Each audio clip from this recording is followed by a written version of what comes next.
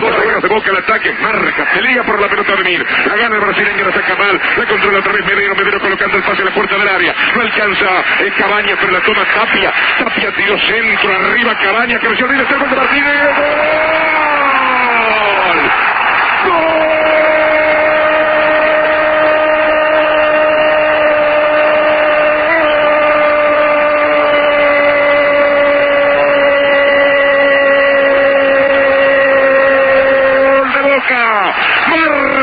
Sergio Martínez entró el Oriental con todo el arco para él y de cabeza bajó la pelota contra el palo derecho ante el pase excepcional que otra vez, por segunda o tercera vez en el campeonato, le puso en el segundo palo y de cabeza Roberto Cabañas. Espectacular el paraguayo para el Oriental. La entrada de Martínez cuando estamos en los primeros 7 minutos del partido y Boca que se pone en ventaja.